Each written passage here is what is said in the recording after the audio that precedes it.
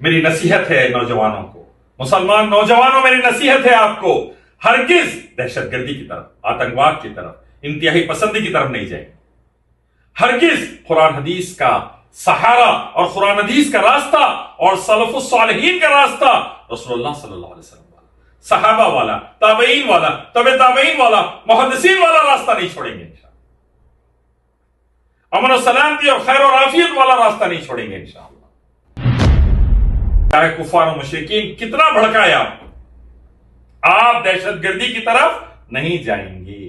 آپ قرآن حدیث سے جڑے رہیں گے، علماء سے جڑے رہیں گے، علماء حق سے جڑے رہیں گے، علماء ربانی سے جڑے رہیں گے، اور مسلم حکمرانوں کے ساتھ جڑے رہیں گے، ان کے حسنات میں خیر میں ساتھ دیں گے، اپنے ملکوں میں امن و سلامتی کی کوشش کریں گے، توحید و سنت و شریعت کی دعوت دیں گے، شرک و بدعت اور حرام سے روکیں گے، ظلم سے روکیں گے، اور اپن دہشت گردی کی طرف نہیں جائیں گے انشاءاللہ، نہیں جائیں۔ ہماری ذمہ داری ہے کہ ہم دنیا کے سامنے جو اسلام کے دشمن ہیں ان کی دہشت گردی کو ایکسپوز کریں، جو معصوموں کو وہ مار رہے ہیں، جو معصوموں کا قتل عام کر رہے ہیں، معصوم مرد عورتیں بچوں کو مار رہے ہیں، ان کو ہم ایکسپوز کریں، ان کو ہم اچھے سے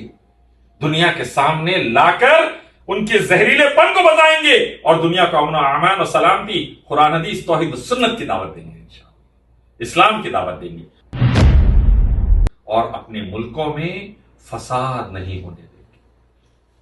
یاد رکھیے، جو ملک کے نوجوان نہیں سنے، بعض نوجوانوں کو بھڑکا کر پورے ملک کے ملک تباہ کر دیا گیا، لاکھوں کروڑوں مسلمانوں کو ختم کر دیا گیا، ہم وہ موقع نہیں دیں گے۔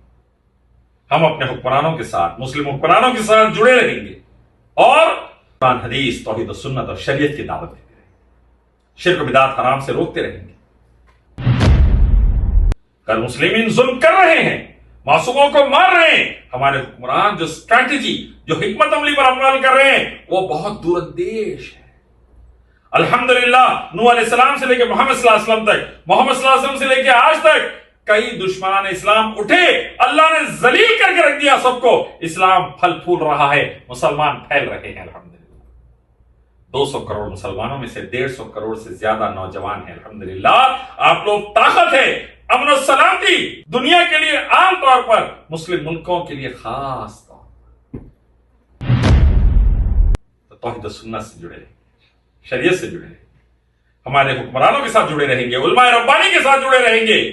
مکی مدنی علماء کے ساتھ جڑے رہیں گے، اور ہرگز بھی ہرگز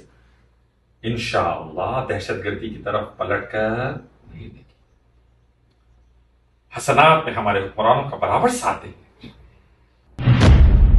انشاءاللہ وقت آئے گا فلسطین پر اسلامی پرچم لہرائے گا۔ 1200 سال تک امن و سلامتی سے ہم نے حکومت کی، مسلمان، عیسائی، یہودی مل کے تھے، اور 1200 سال رہیں گے انشاءاللہ۔